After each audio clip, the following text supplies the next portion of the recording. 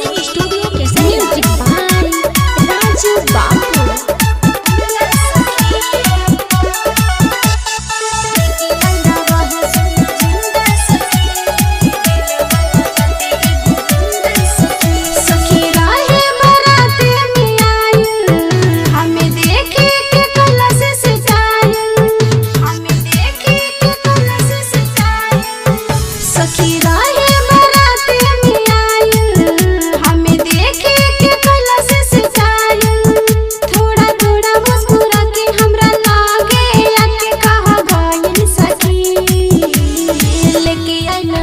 सुना झुंडा सखी दिल मांगता ते एगो गुंडा सखी लेके आइला वहाँ सुना झुंडा सखी दिल मांगता ते एगो गुंडा सखी।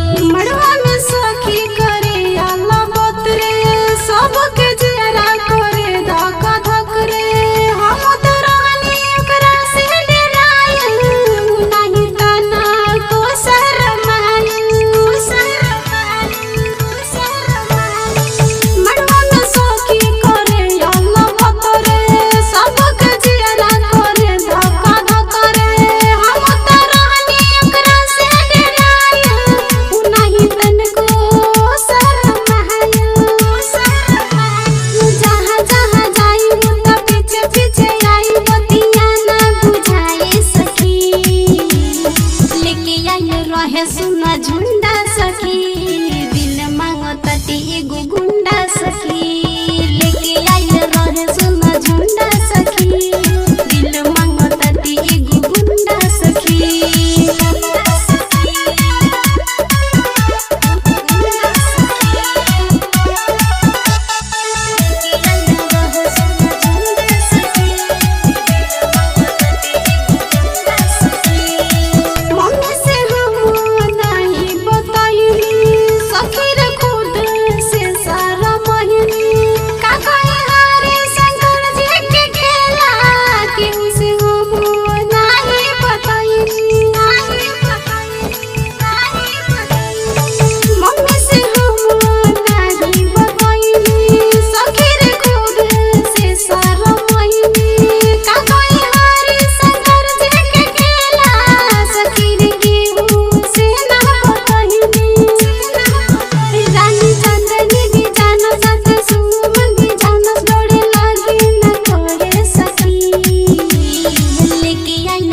सुना झुंडा सखी